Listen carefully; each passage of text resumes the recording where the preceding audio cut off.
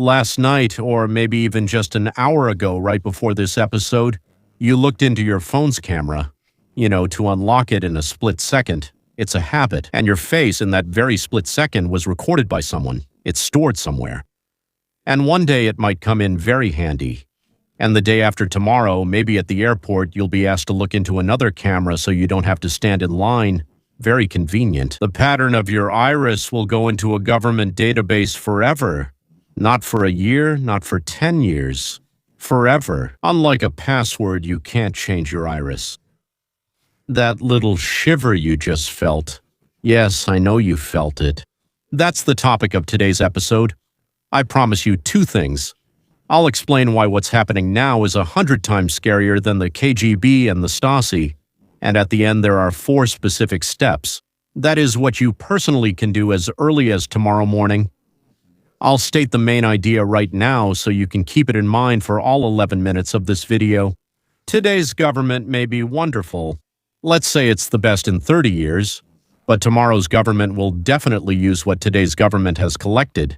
Not because it's evil, but because it will have such a sheepish lever in its hands. And the person who holds the lever sooner or later will pull it.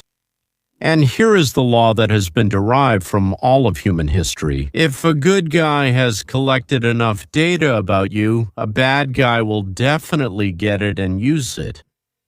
Sometimes the good guy gives it away voluntarily. Sometimes it's after the good guy is gone. So the question isn't who you trust with this data. Today, the question is who will end up with them later. Why didn't it work out before? When you or your parents lived in the Soviet Union, in the USSR, in East Germany, in Slovakia, in Poland, the state really wanted to know everything possible about you. Not just a part, everything. Who visited whom, what was discussed in the kitchen, what people wrote to each other, where they worked, how they behaved, who told what stories, and not just jokes, and the government couldn't do it. Well, not completely. I'll tell you why. Believe me, it's not obvious. In East Germany, with that very Stasi, now these numbers will just shock you, which is considered the model of a police state. There was one informant for every 6.5 citizens. For every 6.5 people. An official one, not an amateur. There were a lot of amateurs too, right? Who either got a little money for it or something else. But it was part of his job, it was his duty to inform. For every 6.5 people, that's a record for totalitarianism in all of human history. 16 million people. 1 million of them are informants. And still they couldn't keep up. They couldn't keep up. They couldn't process the materials. The Stasi archives, when they looked at them later, it was 90 kilometers of shelves. 90 kilometers, can you imagine? Well, that's less than the distance to the moon, right? But still, 90 kilometers. When East Germany fell in '89, they found a mountain of unread reports in those archives. A mountain, not because the Stasi were lazy, but because the human brain is limited. And it was the same in the Soviet Union. They also drank more there. A bug in the apartment. Possible, but it requires attention. 4 things. A bug. The neighbor's apartment. They're listening from far away, just sitting and listening. An operative sits with headphones on for 18 hours, and a typist, who later transcribes the recordings. And here's a detail that explains a lot. I learned about it from a dissident in the 70s. He said, "Leon, we were largely saved by the fatigue of the operatives. Because after all, the operative is also human. He's married, he has kids. By 4 a.m., he falls asleep with his headphones on, and sometimes we could talk freely." The kindness of the human body, fatigue, the desire to sleep, alcohol, a fight with his wife. These tiny human limitations. I don't know, in half the cases, they saved half of the dissident movement. Maybe even more. Who was counting? But all the wiretapping, it had to go somewhere, and even that was only half of it. Then half or more couldn't be read. They didn't have time. They didn't listen to it. You couldn't just say, like, aha, at the 23rd second. Not all surveillance turned into an arrest, because between us and the state, there was a tired person. And that's what we need to understand. The fact that the KGB and Stasi didn't establish total control wasn't because they were benevolent. It was human biology.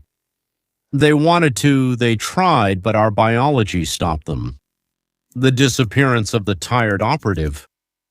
And now pay attention to what has happened in the 35 years since the fall of the Berlin Wall. The tired operative has disappeared. He was replaced by an algorithm that doesn't get tired, doesn't drink, and doesn't sleep. The worst part is he doesn't argue with his wife. One server today does the work of 10,000 KGB employees, 24 hours a day, 7 days a week. Real-time facial recognition on the streets of London. There's more than one camera for every 10 people. In Shanghai, there are 2 per person. In Moscow, the Safe City system is integrated with the passport database. Iris Biometrics, what I mentioned in the opening, is being deployed in the US right now. ICE is expanding the use of iris screening. Iris is exactly that, right? At first, only for migrants. In 2 years, well, for citizens as an option for convenience. And in 5 years, there will be no alternatives. That's it. China. Social credit, that's our future. Social credit. Since 2014, I think, yes, 1,400,000,000 people. Each person has a digital score. That is, depending on what you do, what you say, how you behave, and so on, you get a certain score. If your score is low, I don't know, maybe 100 or 1,000 or 30, whatever they have there. But if it's low, they won't sell you a ticket for the high-speed train. They won't sell you a high-speed train ticket for your own money. You can't get your child into a good school. You can't get a loan. Gentlemen, this is not a theory, it works. The European Union is considering chat control. Mandatory scanning of messages in messaging apps. And what is it for? Oh, it's to protect children. So they are the biggest enemies of children in the world. Suddenly, they decided to protect them. It's the same pattern everywhere. Everywhere the government has the technical ability to collect, it collects. Without exception, without ideology. The authorities take exactly as much as physics and society allow them to. Physics now allows it, so everything is up to society. That means us. I promised you 4 specific steps. I'll keep my word, but first, here's a story you won't hear anywhere else. Yes. By the way, leave a like now while you're thinking about it. It's a signal to the algorithm. There aren't enough analyses like this. Many of you are thinking right now, well, okay, Leon, but Trump is in the White House now. He's on our side. He thinks right. He'll stop the surveillance, but he won't stop it. Not because he doesn't want to. Let me explain why, okay? Trump's first term, that is 2017 to 2021. What was happening in the FBI? Crossfire Hurricane, a fabricated Russian investigation. What? Against Trump. What? The use of the Steele dossier, which was a paid fabrication, meaning a FISA warrant for Carter Page based on absolute lies, Comey's records. The entire machinery of the FBI, CIA, and DOJ was not working for the president, who is their commander-in-chief. It was working against the president, to whom it was formally subordinate, smiling, obeying. Obeying, hiding, and doing whatever it wanted. Why? The sitting president of the United States was deceived, wiretapped, and sabotaged by his own intelligence agencies for 4 years. And we only found out about this through leaks, through the work of special counsels, through slowly published documents. What does this mean for us? It means that the deep state exists not as a conspiracy theory, but as a technical infrastructure. Understand the word infrastructure. Hundreds of thousands of employees, servers, contacts with contractors, databases that grow 24 hours a day. All on our money, of course. And this infrastructure will outlive any president. Well, that's obvious, right? I observe. Observable, as they say. And the logic of its employees is simple. Trump is here for 4 years, but I've been here for 30 years. Who do I really serve? The answer. The answer is not the one who appointed him, but the one he fears more. Today, in 2026, Trump's second term, is he better? Maybe. But how much better, none of us knows. Because their definition of better is that they do less, and you don't see what they're actually doing, and we don't know. Some departments in the CIA that are supposed to be doing one thing turn out to be doing something completely different. Who among Trump's top appointees will check on this? It's impossible and no one will report it. Still, that doesn't mean you should give up. So you shouldn't count on a good president, you shouldn't count on a good czar, you shouldn't count on a good president, a good government, a good Congress, or a good party. A good president will leave in 4 years, but this apparatchik will stay. The next one will pick him up. Maybe it will be good, but after one it will definitely be bad. Here, and one last thought before I give you these 4 steps. Many of you will say now, Leon, I live honestly, I have nothing to hide, let them collect it. I hear this phrase every time, and every time I remember who used to say this in the Soviet Union in the 70s, those who later in the 80s ended up as refuseniks. There were some files on Papkin, some kind of files. For some reason they were told, no. No to what? Just like in 2022 they were labeled foreign agents. Just like in 2025 he discredited. This phrase only works until the moment the definition of honest changes. Oh, nobody needs me, right? How do you know? Because by definition, right now you're doing everything right. But tomorrow I change the definition. The party changes and you become criminals. The trend changes and you become criminals. The definition of the right opinion on Twitter changes and suddenly you become a criminal, like me. I've said this many times. In 2023 and 2024, I was deplatformed 7 times somewhere. In 2024, I was deplatformed 7 times. Everywhere, yes. And your data, which was harmlessly collected for 10 years now, becomes evidence. Evidence against you. Someone who has no secrets is not a free person, but a person whose secrets are simply not needed or interesting to anyone yet. And now, as promised, 4 steps. Not slogans, but specifically what you personally can do after watching this video, or at the latest, when you wake up tomorrow morning. Step 1. Encryption as hygiene. Yes, you can encrypt.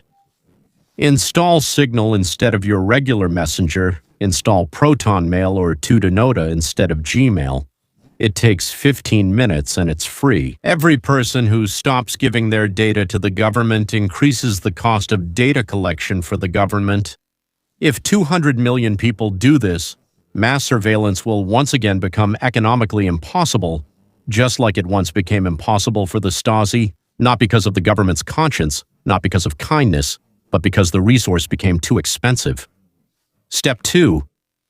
Local instead of cloud-based, AI on your device, not in the cloud. You can already do this. That's right, yes, why are so many people switching yes to... It's like Claude, what's it called? So, Bitcoin or cash is for those transactions where you don't want anything to be recorded anywhere. Yes, paper books if possible, paper notes if possible, local storage of photos on your own drive, not on someone else's service. A lot can be figured out from your photos. The principle is simple. Whatever you don't need to give away, don't give away. Keep it, as they say, close to your chest. Step 3. Legal activism is very important. San Francisco, Belarus, Oakland, Boston, and Portland have already banned the use of facial recognition by city services. This isn't Washington. This is at the level of your own city. Find out who is on your city council and vote for those who support this. 20 cities is a wave. 100 cities is already a law. Step 4 is the most important. Whenever any politician, anyone, it doesn't matter if they're left, right, yours, or someone else's, proposes expanding surveillance or expanding a database for your safety on anyone, expand the powers of the security services. Remember one simple thing. A good guy can become a bad guy in 100,000th of a second and refuse. You refuse at the polling station, in a conversation with your neighbor, in a letter to your congressman. Trust but verify. The main thing I want you to take away is technology is not destiny, it's leverage. The same server that stores your iris today could work for you tomorrow. The same network that the government uses for surveillance already gives you free tools that no dissident in the USSR could have dreamed of. Cryptography, which didn't exist in the 70s, is now in everyone's pocket. Your voice, which used to be heard only in the kitchen, now reaches the whole world through a single YouTube episode. The government uses technology against you only until you start using it for yourself. This isn't a choice of freedom. These are countries. This isn't a party choice. It's a choice each of you makes every morning, starting tomorrow. I know you need to sleep it off. And I believe in you, ladies and gentlemen, because you already have something our parents didn't have. You have knowledge.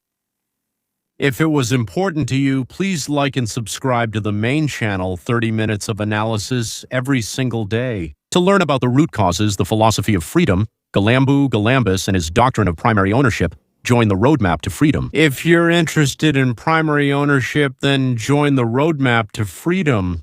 I make 2 episodes a week there for those who love to think. The link is in the description. See you tomorrow.